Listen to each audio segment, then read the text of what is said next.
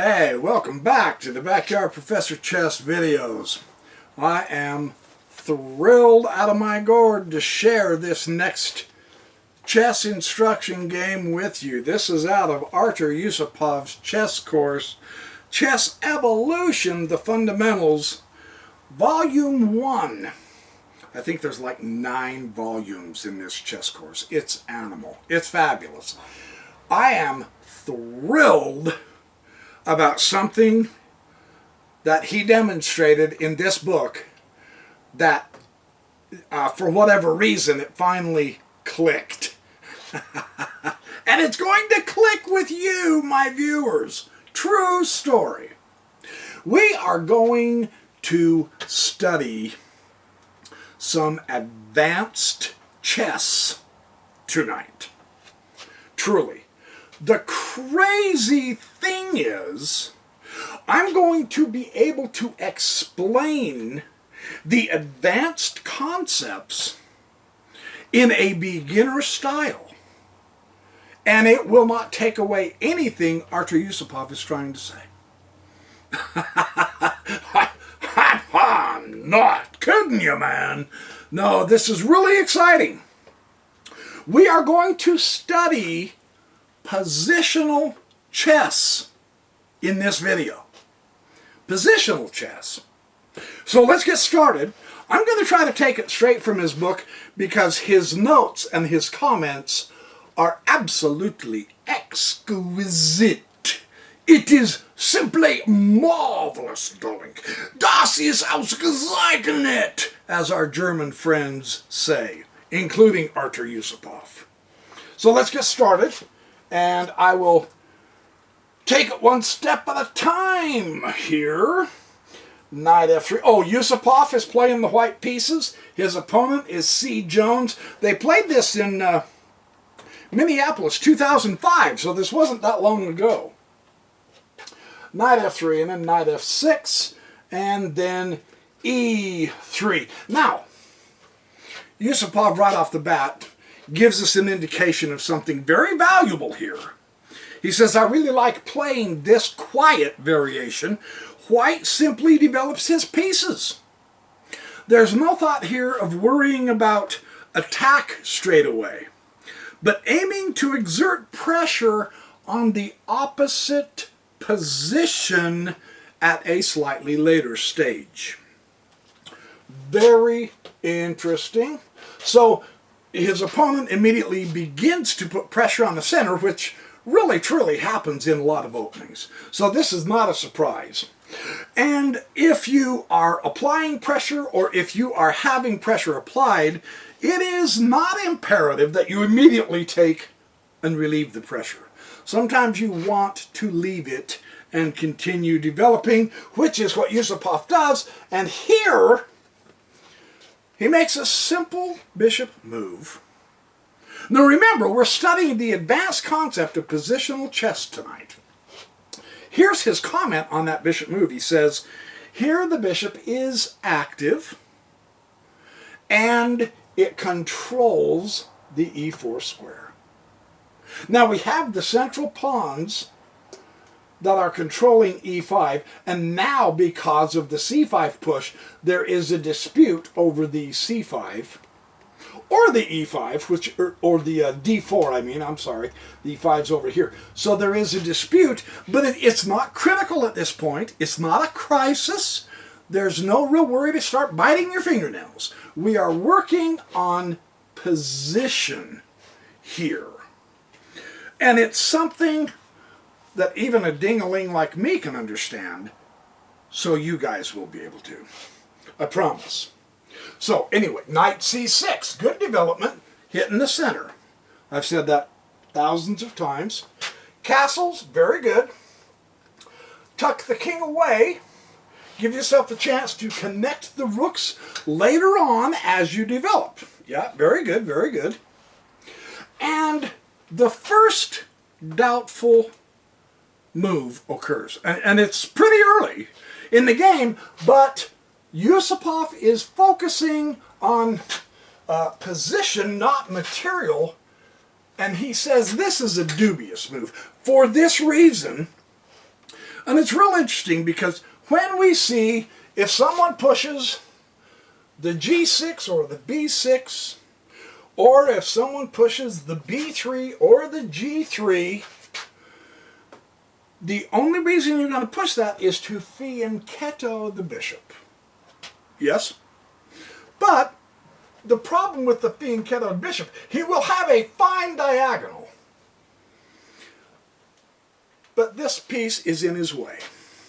So to make benefit of that diagonal, he's going to have to move that piece sometime soon. So this move, Yusupov says, is not in harmony with this move. And he said, and this will show up later as the position evolves. Now, in studying positional chess, we do what Silman does so very well, and he has taught us, and I have mentioned many times, we have to read the chessboard. We have to translate this thing and see what it is telling us to do. In doing so, we lose some of the bewilderment that's happening. We lose a lot of the edge of, oh man, what do I do now? Because the position can, and in this instance it really does, guide us into what to do next. And this is what has me so excited. Yusupov is pushing this theme really big in this lesson. He reminded me almost entirely of Jeremy Silman here, which is always wonderful. So here, instead of the B6, Yusupov says that because of the position and the way the development is going, that would have been the more logical move. Okay, just so you see the contrast. And it really is a completely different emphasis here, right, than this is. There's no central emphasis. Center is key, always and forever. No one has ever found a different way to approach chess yet, so that's what we go with. Yeah? So, he pushes the B6, and now Yusupov advances the C4. So, when we look at the position, this square, this square, this square, this square, this square because of the knight, and this square twice because of the knight, all of the central squares in Black's territory are being fought for positionally. At least their influence. That's key here to this game. So very interesting so far. He pushes the C4, and he'll go bishop E7. Good, because he's getting rid of the castle. Very good. And then knight C3. What this move is doing here is what is the threat of white? Positionally. It's not necessarily attack. The threat is, because he announced it when he pushed the knight. Yeah. The threat he wants to do is this one. He wants to advance the pawn further. Okay? So that's the square, because the knight and the pawn, and this pawn is supporting it, and that pawn, he might exchange it, or he might exchange it. We'll see. But the objective appears to Yusupov to be that square. He ought to know. He played the game. Right? It's his note, man. Fun stuff. So, and now Black properly castles, certainly. And now he made the positional threat. Carry it out. D5. Yeah. He made the threat, now do it. His comment here is simple. The concept is advanced positional chess. This gives white an advantage in space. And you go, dude, it was only one square. That's right. It is one square advantage. Watch the magic. It doesn't have to be grandiose and be 2/3 of an entire board before you have the advantage. Just one little extra square and it completely magnifies his power in this game. And I'm emphasizing this. Yusupov emphasizes it, but I'm really exaggerating it on purpose. One, because it's kind of fun. You got to laugh a little when you're learning chess, etc. But realize the gravity, the impression, the power, the advantage that just one extra little square. Because what it does now, understand, now you're in black territory. And that means you're influencing further into black territory. That means you have gained a square and black has lost a square. So one way to look at this is black is down 2 squares in space. Okay? And Yusupov returns to this, and so will I. I'm just wanting you to understand this. And see, all of this goes through your mind in just a matter of a second or two. Me, I'm going to elaborate on it for minutes and minutes and minutes as we explore this advanced concept of positional chess and the power of gaining space. That's what got me so excited. Oh, it's not that big a deal. It is everything in this game. I promise. You'll see. Exciting stuff coming up. Really, really fun. So, okay. Well, knight b4 and bishop to... Now he's wanting to... He moved a piece to threaten a piece. I mean, obviously, that's not going to do it. That's not going to do anything. That's not doing much. So he's obviously going at the bishop. Yusupov says, now he went here, but Yusupov says another way that does not hurt the bishop's influence here is to bump it to b1. He said that is also very good. So as we are playing in our games, and if we have put a bishop out there and a knight does chase it down, putting it way back here at this point in the early part of the game isn't necessarily bad. Sure, it's a limited influence, but you've kept the diagonal at the castle king. Here, he remains active, just a little less so, but it's okay. Keep the bishop, because the knight is the inferior piece, and this is Yusupov's concept. This is his point. He says, I don't want to trade my magnificent bishop for a mere knight in this game. I want to keep my bishop. So he does. Remarkably, it's his bad bishop.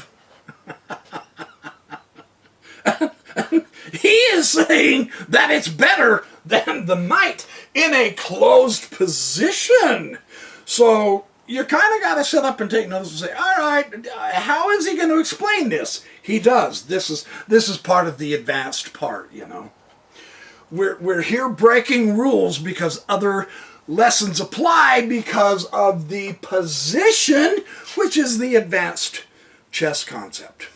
We break basic beginner rules in the advanced chess because it's based on position, not necessarily rules.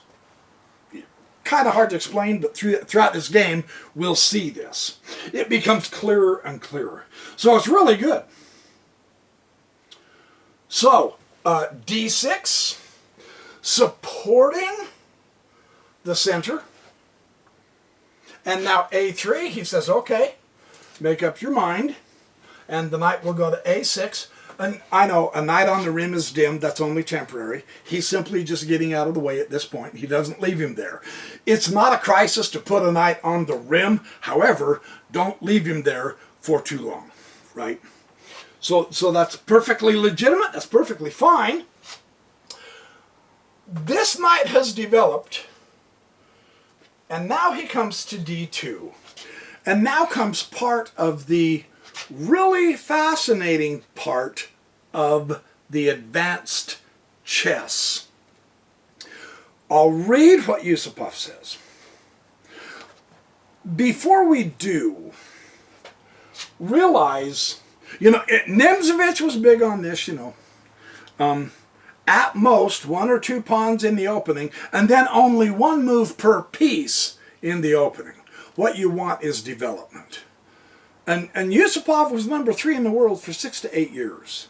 I mean, the man was no slouch. So what is going on? Why is he moving the knight another move when he still has undeveloped pieces? Realize the magnitude of this with me for a moment, if you will. He has 3 undeveloped pieces still, and now is the knight wandering uselessly?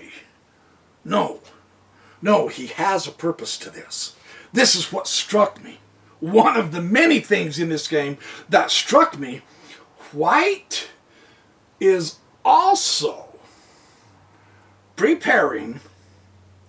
Oh, he says first it's a closed position. And it really is. So time is not as great of a factor. We are playing positional chess here, so the idea is to get your pieces maximally coordinated. What is allowing Yusupov to better coordinate his pieces than his opponent? Space. Just 1 little extra pawn move. And we all know how to do that. It is an advanced chess concept to play positionally and to gain more space, and even a beginner can do that. That's one of the things that got me excited. Advanced chess doesn't mean impossible to play unless you've been studying it for 10 years. Throw that idea out the window. If you just started chess 2 weeks ago, you can do this advanced concept. Part of the thrill of this, right? It works for them, it can work for us. That's the other part. The other thing Yusupov says, which is really remarkable here, he is preparing for possible actions by his opponent. If he leaves the knight here, and his opponent pushes E5, he doesn't have a good response to that. If he moves his knight to here, and his opponent moves to E5, now Yusupov has a masterstroke with F4. So there's 2 excellent reasons why he has full justification for moving a piece twice in the opening before literally his other half of the army has even got involved.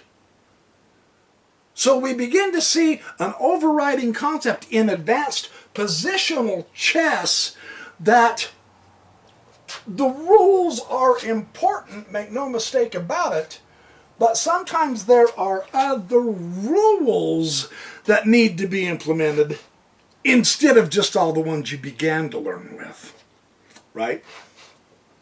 Remarkably interesting. Here's the other thing. If his opponent takes the pawn, now he can retake the pawn, and that leaves the excellent c4 square for his knight. Now just enjoy the position for a moment with me. He hits far, hard, and wide entirely into black's territory. That's worth moving the knight again. Getting it into what? A better, or if you will, a more useful position. And that is justification, right? So this is all good that he's moving it twice. It's not just moving it to move it. Okay, so that's enough elaboration, but that is important later on. Really cool. And now knight c7. See, he didn't leave it long on the rim, and so it's perfectly fine. Knight to c7, and now e4, solidifying the push pawn for extra space so that he always maintains his extra space so that he can coordinate better. That's important. And he did not exchange. In my opinion, that's the right way. Press the pawn. Don't exchange, because you give this square to this knight, and then all kinds of beautiful combinations can come tumbling out. Right, yeah. The influence is really powerful into black's territory. He is already cramped. He's down some squares in space, so there's no reason to give the white knights even more influence into his already cramped position. Press the pawn, and now we read the board. A Silman technique. Because see, if we don't read the board, you guys, by reading the board, it actually helps us dictate. We lose the feeling of, now what? Don't you? Somewhat. More better. Because now, the main feature of this game is that closed center. There's no question about it. Whenever you look at a board and you see the pawns locked, nobody's going through that center. It is closed. Okay, so what's the idea? With a closed center, you play the wings. And that's just the simple geography of the chessboard, isn't it? I mean, seriously. That's advanced chess, though. You need to know that. Now is not the time to just start, well, I don't know what to do, so I'll do this 3 or 4 times. And, oh, heck, maybe I'll move my king a couple of times. No, and no.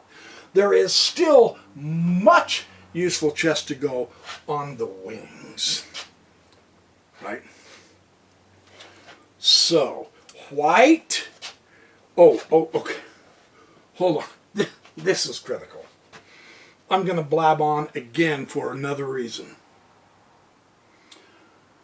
What Yusupov is doing, and he's mentioned it a couple of times already, and now he's going to mention it again, is what we're seeing here is the extra space is a small advantage.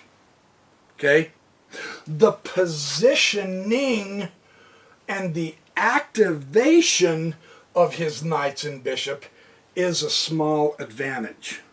And now he's going to acquire another advantage. Before I discuss that advantage, let's read the board again, Silman style, and help us learn the why, the what, the which, and the how. Man, if you can answer those kinds of questions by learning how to read the board, you've automatically elevated your chess.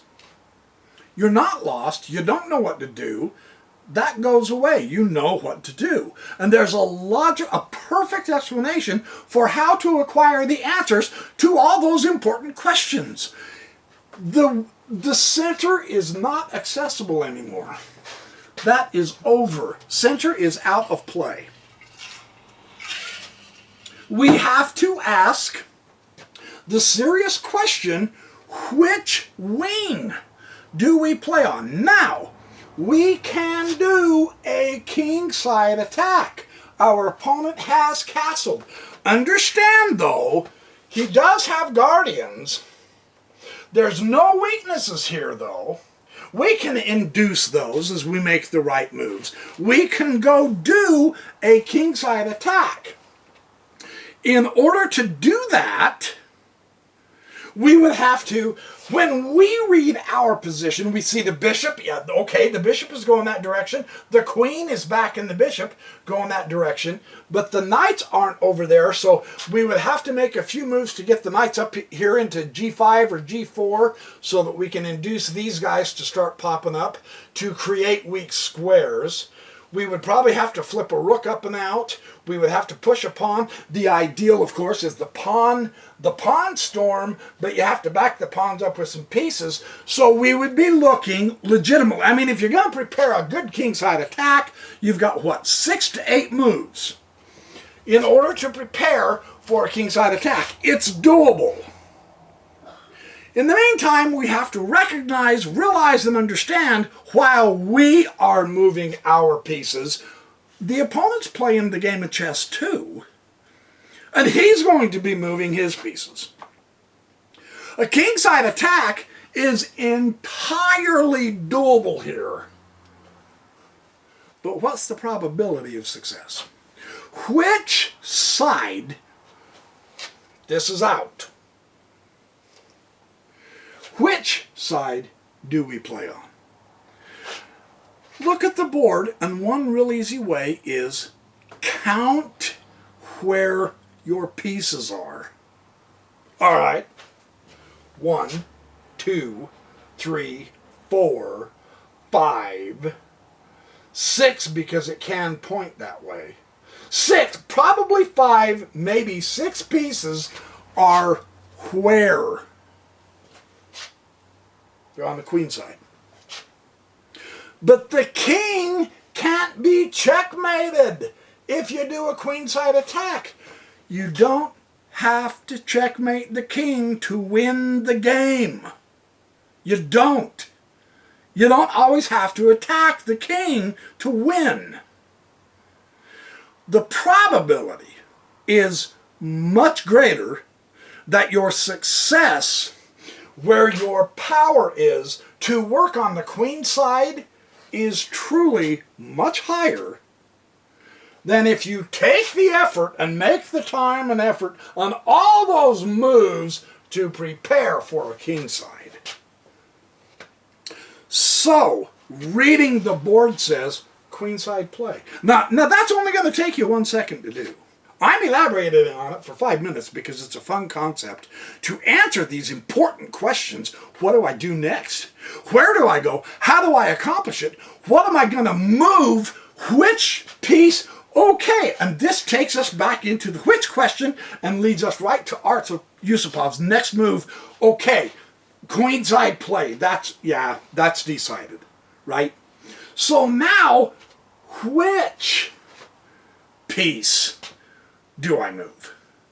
Okay, here's where, going back to the basics for just a moment, and you'll review this in your mind for just a couple of seconds. It does not take that long. We know that, I've emphasized this forever, I will continue doing so, so will every Grandmaster game I ever play through. They will talk about this concept. So, the theme is, we want as much of our army into it as we can get. In other words, use every piece, right?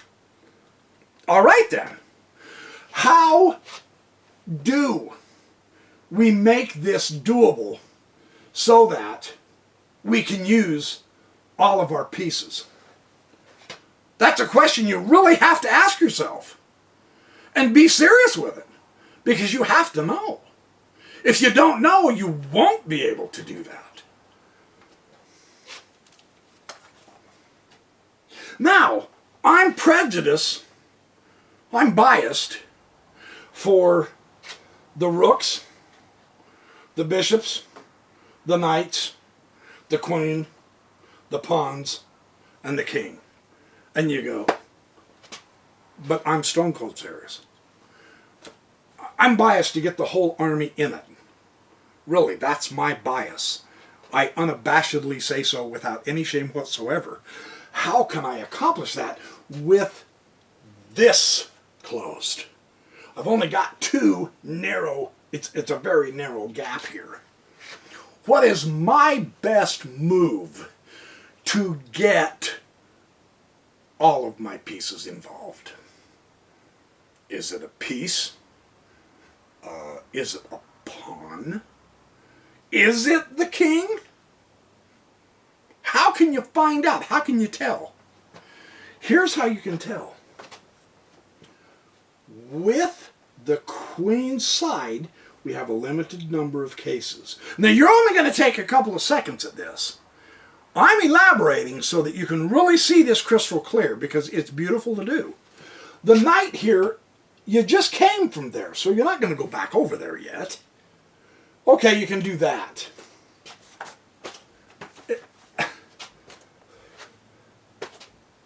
So, that doesn't do a thing for you. You can see that. So, you're not going to do that. Okay, so there's one piece not to worry about. You can do this. Well, now, before you mock it, just realize you can do that. That's a queen power, guys.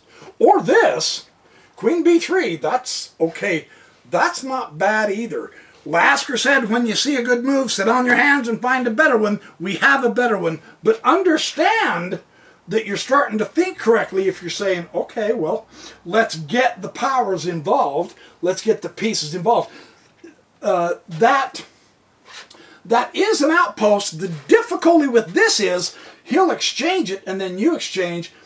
And it gives counterplay, because now he has a pawn to push and he can get pieces behind. So it opens it up and he can counter-attack you on the queen side. So you want to try to not give your opponent counterplay. So technically, this, come on, really, it doesn't do anything for you, right? Seriously. The bishop can't move, so don't worry about him. This bishop can move, but, I mean, la-ti-da, come on, no. You're playing a chess game, you want to get oomph. Artur Yusupov pushed the b pawn. Now realize, he hasn't developed half his force yet, guys. Realize we're still in the opening, and the center is completely closed. And notice he has done 1, 2, 3, 4, 5 pawn moves. And now he's moving a 6th pawn. What? Let's hear Artur Yusupov. White aims to acquire some more small advantages. You don't need blitzkrieg, slash and dash, fancy, spectacular, over-the-top, whoa, great moves to win a chess game, you guys. Small advantages add up. That is the point of this move. He strengthens his position on the queen side, and he gains the option with this move of opening a file on the queen side. Anytime he wants, he can take the pawn. And there's your file. If he takes the pawn, then he takes the pawn, and there's your file. With the open file, you activate your rooks. You also give better support because you have better space to put your bishops and knights together with the rook, connect the rooks into one of those files. So 6 pawn moves. But look at that position it gives him. He is more ready to acquire a file than his opponent. He has more space than his opponent. His queen side is more active than his opponent's. You see, when you start adding up the small advantages, you realize white has a great game plan here. No kidding. So this is fun stuff. Knight F to E8. Now, again, Yusupov. The black pieces have less space. That's exactly what he says. So black wants to free his game, either with the pawn thrust F5. That is the purpose of him moving the knight back. He might be thinking, okay, now run the pawns up there and open the board, because I need to start putting my pieces out there. Or, he says, by playing bishop to G5, he can exchange off his passive dark squared bishop. Recognize, when you have a locked center, always remember to look and see what color the pawns are on. And that's your bad bishop. For black, it's the dark squared bishop. For white, it's the light squared bishop. And I've got news for you. That center is not going to unlock very easy or very soon. So, reading the chessboard, seeing him backtrack with the knight, and truly, he's not going to go to there, or there. So this is why reading this chessboard, seeing it as it is, seeing him go there, you don't have to ask, well, gee, what do I do next? Do I put my rook at A2? No, you don't have to be lost.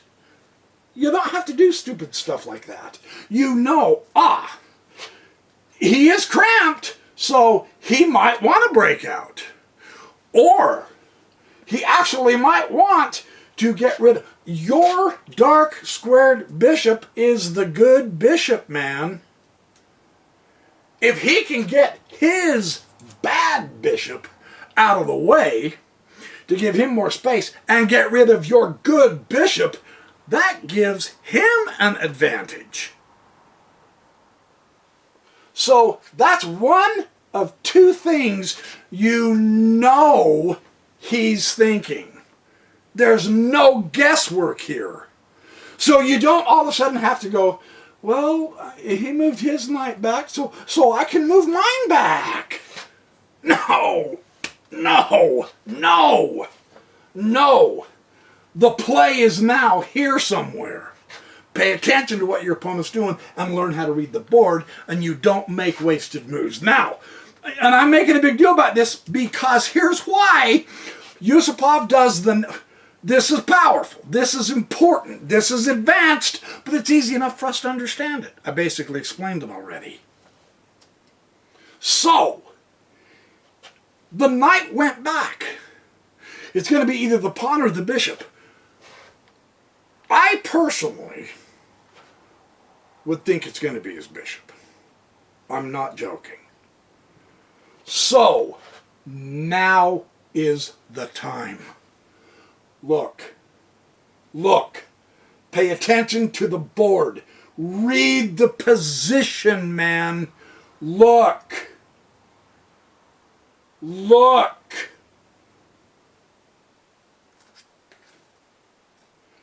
You be the first to exchange the bishop. That's your bad bishop.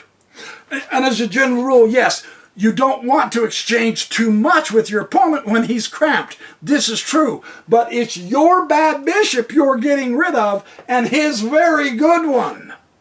Don't let him keep the good one and you have to have the bad one. Don't let him be the first to make the change.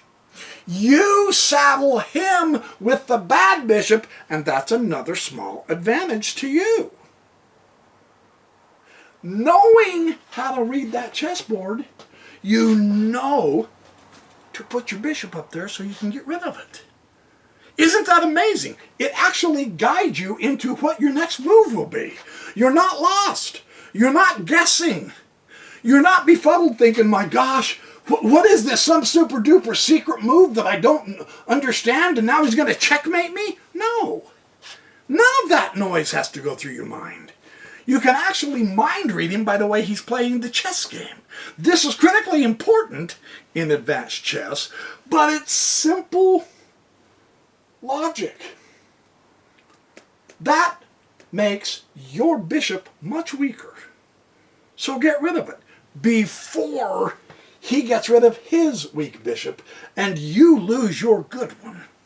I've elaborated enough, but that is absolutely critical key of this game. You be the first to strike because you can read the board. That's how important it is. Notice you're keeping advantage. You're keeping your advantage. You're keeping your development. Yes, you've moved it twice, but now's the time because you know that's what he's thinking. He wants to get rid of his bad bishop to gain space. You want to get rid of your bad bishop so that he keeps his bad bishop. That will be in his way all the time because he has less space. That's your justification. Right? And he does that anyway. So you were right. You were right. He wants to exchange the bad bishop. Now, before you get all excited, here I am building you up. And now I'm saying, okay. Look at the board. The board dictates to you. You don't play what you want. You play what the board tells you to play, okay? So, take a deep breath. Okay, oh man, he's going to beat me to the exchange. Shh.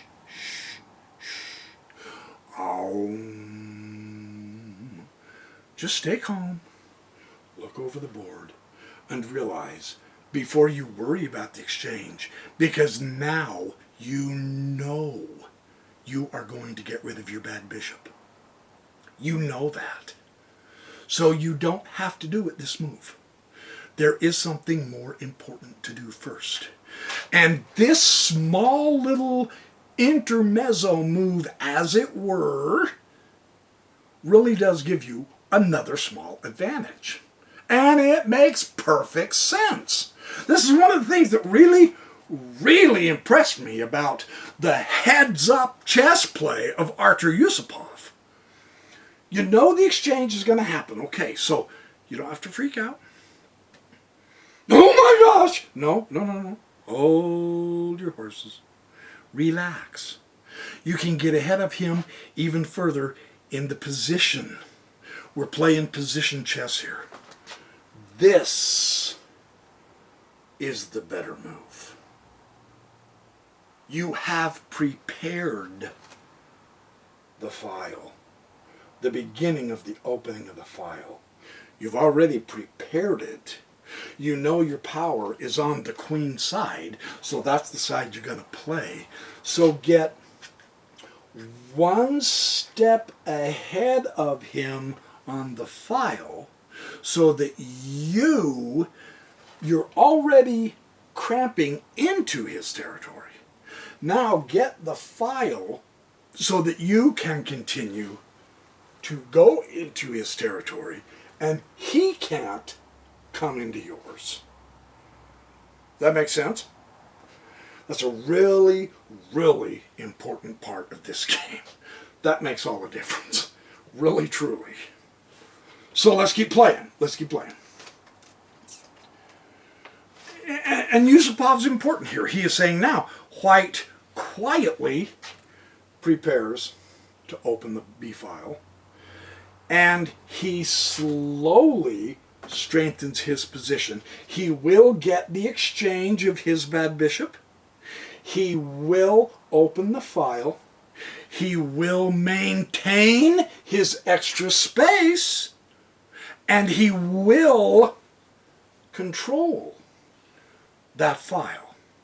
Look how many advantages you're building up because we know how to read the chessboard. That's critical, man. And G6. He goes to G6. Am I missing something? No, he goes to G6. Oh. He moved the knight back, right? So that he could open the way to pull his bishop out so that he can try to exchange his bad bishop. And the G6 move, you go, yeah, he weakens the H6 and the F6 now. He weakens those squares, but what he's preparing to do, and this is how you have to keep reading the board every move from yours and his side. Now, that's the threat. He would really like to close off you trading off your bad bishop and getting rid of his good one. Why would you just simply let your opponent take your good bishop with your bad bishop? That's as silly as letting your opponent have an open file. Why would you do that without compensation? Nobody would. So you recognize in advance he's telepathing to you by pushing that first. That just outright loses a pawn and disrupts his king side. You'll just retake it with the pawn. Right? Or the bishop, I mean. Either one, either way. The bishop. Because you want to get rid of that bishop. I'm wrong. Don't take it with the pawn. Take it with the bishop. So that doesn't work that way. With this, if I don't grasp what he's trying to do, and I come over here and start goofing off, then he pushes this, and that changes the dynamic entirely. That means I lose my bishop without getting rid of his. You know how? Because if I take, then he takes, then I take, then he takes, and my bishop's gone, and he still has his. So that move shows that he now is deadly serious about stopping you from trading your bishop. And yet he's going to get rid of his bad bishop. And he's going to keep his good one. And so with that, now you exchange bishops. So you see, it took a move or two before you exchanged the bishops, and it all came out good for you. It's all good. And then the queen takes.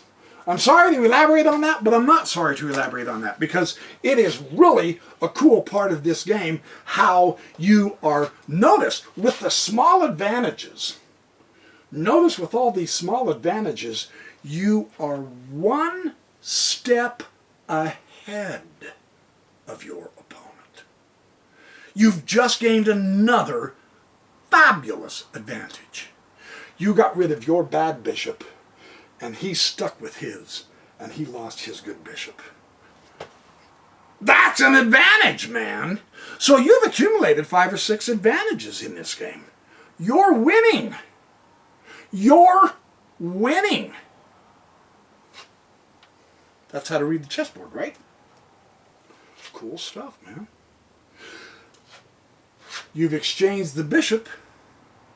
That's an extra advantage. You've prepared to open the file. You've advanced ahead of your opponent to hold that file, and you get to use it to get into his territory. So now is also the time to go ahead and open up the file. You see, you're not lost for want of moves. You don't have to come back and say, okay, I got rid of my bishop, now what do I do? Do I do this? No. You follow your plan consistently. You keep improving your small advantages. And now look at the position. You've got a file. He doesn't. You're also now further developed, and he's not. Isn't that interesting how that starts to work? So let's see how all of this begins to add up into a spectacular game, sincerely. And now he will also retake the pawn. So, it's time to get excited, because this chessboard now is saying white is winning. Without question, white has the advantages. White has the better space. He has the better coordination of pieces. That's important to grasp. He has the open file. He has the better development. He's got the more active capability, and he's safer. He's also further into black's territory. Let's keep watching this. I'm gonna play somewhat fast at this point, and now queen a4, advantage white totally. Now everything is going white's way because we've been accumulating small advantages playing positional chess. That's the advanced concept. And none of this has been over your heads, has it? Really? It's easy to understand, and yet it's advanced chess. It's amazing. Now, the queen may now... The reason why you like this instead of this, one, your power is still on the queen side. Two, your advantage of the open file is on the queen side, right? So why on earth would you put your queen on the king side? No. No, stay consistent. For Pete's sake. Go to their why. Watch. Look at the board. Read the board. What hole do you see in the black position that you can take complete advantage of because you exchanged your bishops?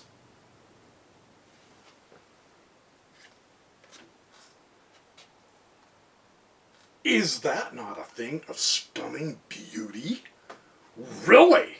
And I know non-chess players, if they're watching this, they're going to go, dude, aren't you getting just a little bit carried away? No, ask anybody who plays chess.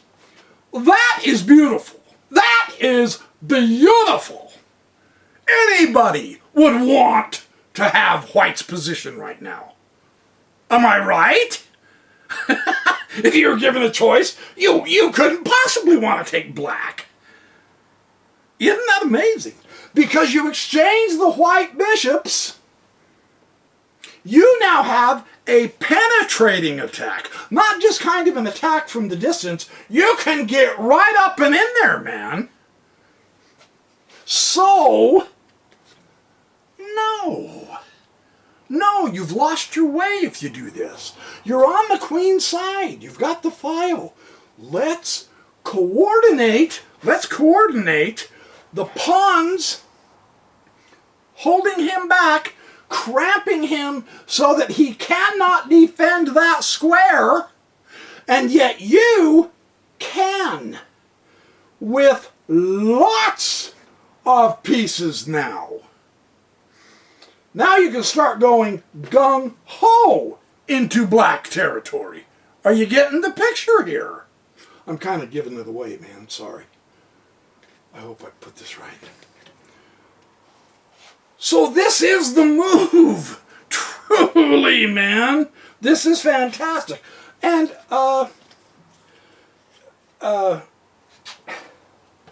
black, because, now, this is overwhelming. Really. If you were playing black, you wouldn't be comfortable. You'd look at that file and you'd go, oh man, how did I get myself into this mess? That's dangerous, man. That's gotta unnerve you. And it did. He pushed the a6 pawn. What is wrong with leaving that pawn there? Nothing. Why? Look at the board again. Look at your position. We're playing position chess. We want to see the why here. Because if you can see your opponent making the mistakes because you've accumulated advantages and he's either getting nervous or he's frustrated or he's lost and he's just making moves to pass the time, that protects the b6 square, man. And you go, dude, it's just a square. No, it is not just a square. It is the b6 square. Very deep into black's territory. It's guarded, so you can't penetrate to there. But if you go to here, which he did, then you get a tiptoe through the tulips, baby. You get a stroll down Boulevard Avenue. You are gonna massacre him now. That's the power of getting small advantages that turn into huge bonuses. See that? That was a bad error. That gave you another point of penetration. Now you have 2 points of penetration. Who wouldn't love to have white now? Right? Yeah. And that's only just 2 moves away, you guys. We're not talking in the future 13 moves of blood, sweat, and tears trying to hold him off while you get a better penetration. You're there. You're there. Based on just small advantages because we've read the board. Isn't that fabulous? That's awesome. This is advanced chess and a beginner can grasp it and do it. Is that not amazing? Like, look, I can't help it. That got me excited. Sorry. It's just the way it is. So, before he gets all hot and bothered now, understand, and this is Yusupov heads up play, and see, I'm going to go against what I just said a few minutes ago. But understand the context now. The board has changed. It has evolved. We've played a few plays. We've changed the position of the pieces just a little bit. It's really important to grasp that black could have an attack after all. Through the diagonals. The bishop and the queen, and that rook. So what Yusupov does is he says, okay, this knight does need to come back over here for just a couple of minutes. I've got to guard my king. I've got to guard my king. I've got to guard my king. You didn't give up any of your advantages that you've gained by doing this. You're stopping him from counterplay, which is another advantage. But it's really important to guard your king. So let's see how this affects it. Now the bishop takes c1. Now look, okay, and you say, yeah, well, what good did that do? He got to exchange off his bad bishop for his good bishop. Don't sweat it, because now you can bring your other rook into this. Watch how this unfolds. This is fabulous. Okay, so the bishops are off the board. Good and well. You haven't lost, but just one small advantage. but you're well compensated with 5 or 6 other small advantages that he does not have. So don't sweat it. It's all good. Play according to the dictates of the board as best as we can, and we will see that he still keeps making blunders. Why is that not a good play? This is the other most important part of this entire game that made me convinced I really needed to show you guys this. This is critical. This is too passive. What did I just show you a minute ago? You have serious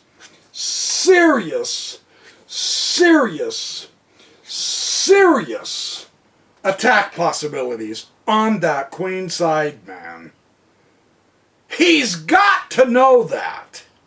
You haven't been working over there for nothing.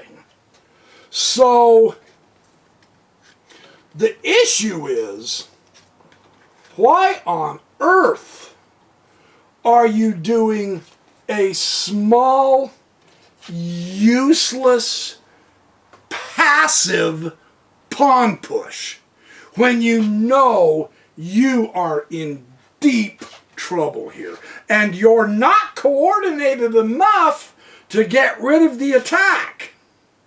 That's the other spooky part about this. You can't stop white from attacking you in a coordinated fashion, which means you very well could lose pieces or the entire game here. What on earth are you doing just doing a one push? You need to counter attack. This is the lesson for us in case we are on the receiving end of someone who's doing this to us. You need to hot-foot it and attack. Attack. Make white stop focusing on all of his power and advantage here and let him see, wait a minute, attacking here, I have to almost pay attention to this, because if he gets that pawn there, he's got a file. And that changes the game. He's got a queen. And that changes the... Look! Don't tell me that doesn't change the game. Don't tell me that's not critical. Don't tell me that wouldn't help you. That's how close black is to turning the tide if he would play aggressively. That is scary for white.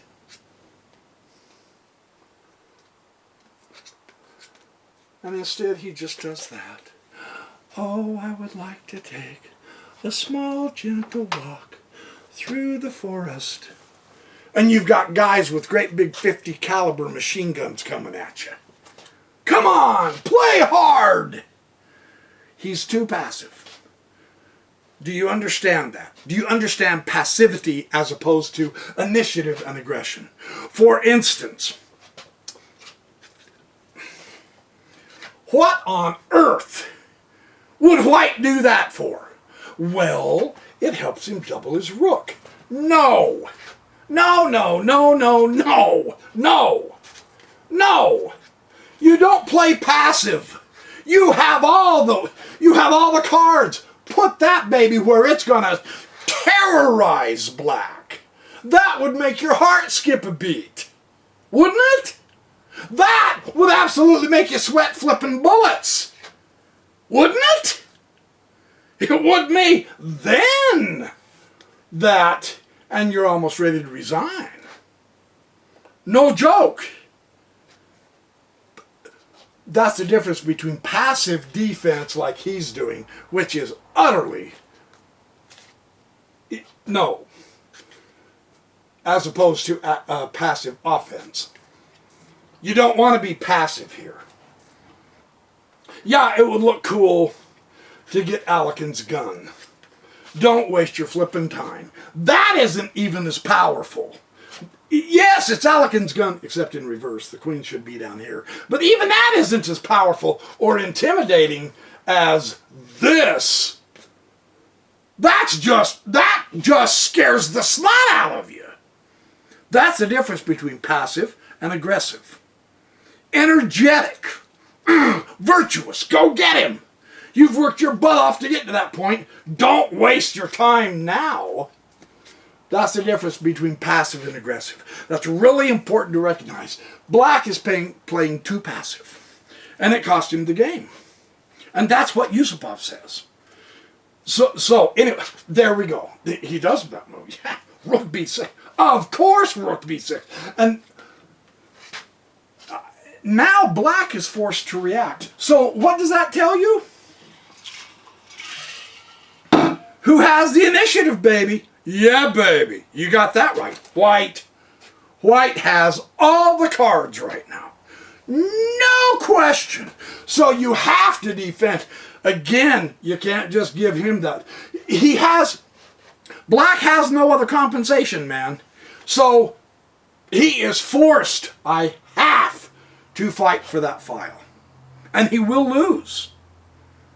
Why?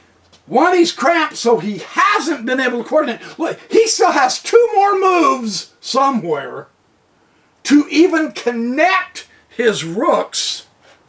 Look at this. White's there.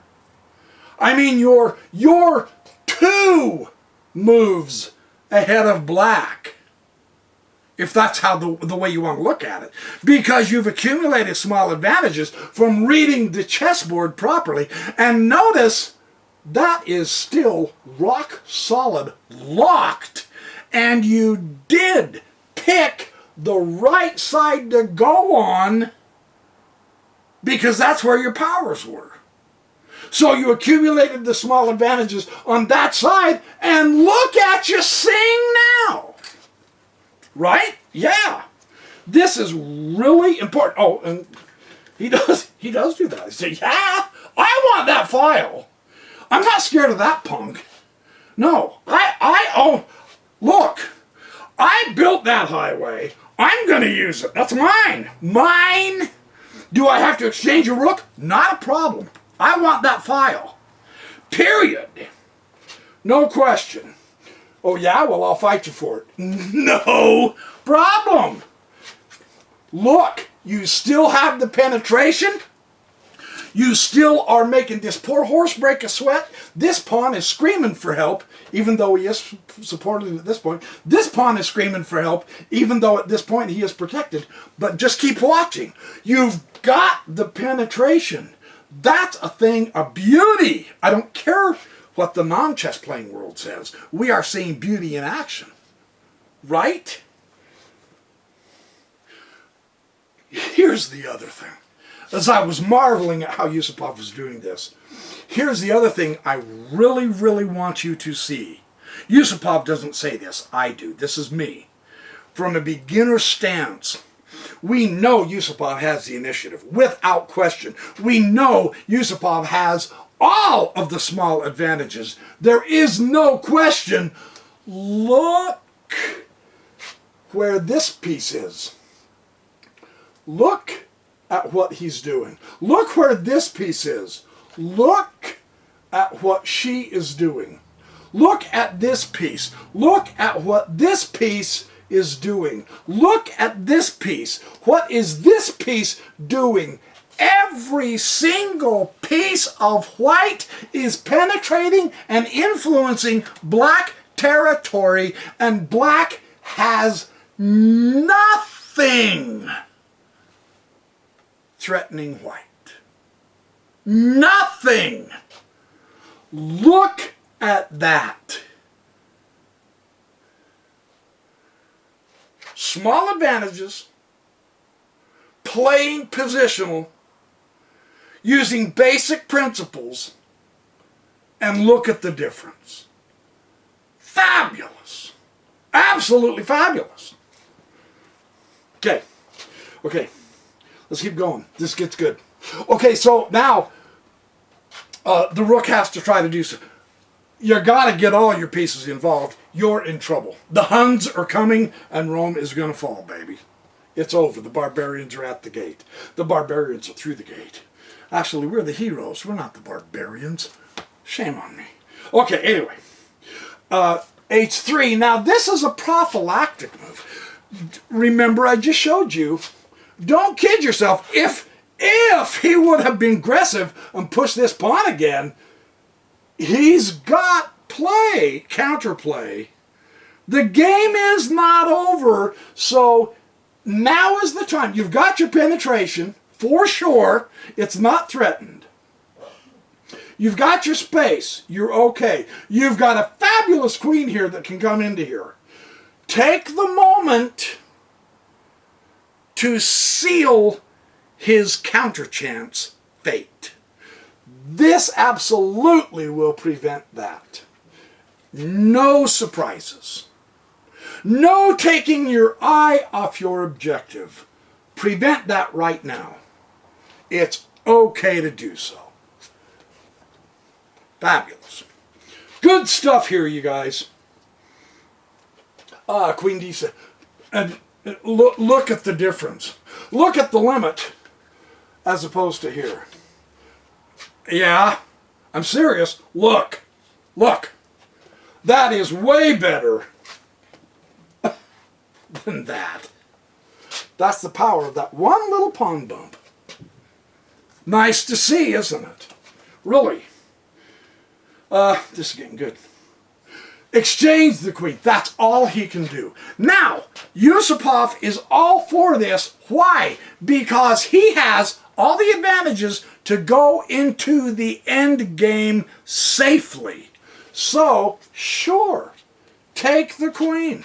You don't need your queen when you have all the advantages. It's okay. This game will win. You can do this. Not a problem. And then the rook will take. And then knight to d2. Now, okay, the queens are gone. You did the prophylactic. You had your guardian of the king. Nobody's going to come crashing through, you guys. There is no lane here going toward your king, and the only lane there is, you own. So now you can put this guy to a better use. He has done his defensive duty. You don't have to leave him there. Put your whole army into the attack on the queen side. So here we go. Reissue the piece to better pastures. That was a pun. Horse, better pasture. Just stop. Just stop it. King F8. We're getting close now. We're getting close. Knight B3. The horse is on a dead gallop, right? Yeah. Boink, boink. Here we go. Yeah. Hi-ho silver, baby. The Lone Ranger is coming to the rescue. Finally! Finally! He's only 78 moves too late. And now it doesn't do a thing. It doesn't matter. In fact, you can completely ignore that. You can take the whole sting away by just going there. Saying, if you're going to play passive, you're going to lose. He has no counterplay anywhere, man. None. And that center has been rock solid for you. That's great. That's nice. You want to see this. Now H5. Oh, so now you're going to do a pawn storm. Dude, he needed to start doing this the moment you put your rook there 20 moves ago. That was your signal that he was going to take that lane. That is when you should have realized, holy cow, he is going to come marching into my queen side. I got to go get his king. He should have done that 20 moves ago. That's the problem with passive play. Too timid. No, go attack. Now he's finally getting to it. Way too late. And look who's... Blam, blam, blam. Look who's making his way into sweet pastures. That horse is on a dead gallop, man. He's going to go places. He's going to be the hero of the game. That horse is going to be the hero of the game. You think I'm kidding, don't you? Watch this. And then rook d8. And he goes, again, that's passive. Why are you being so passive? Rook d8, that's never going to win. That doesn't do squat for what you need to be doing. That don't do nothing. That's what he did. Too passive. And he says, had he kept pushing, had he taken that pawn and then pushed the G pawn, he said, I don't know if I could have had the full point here or not.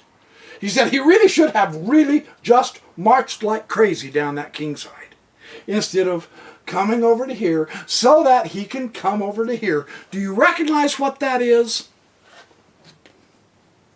He came to here, and so he's going, oh, he's coming for my queen side. I've got to get over here and defend it.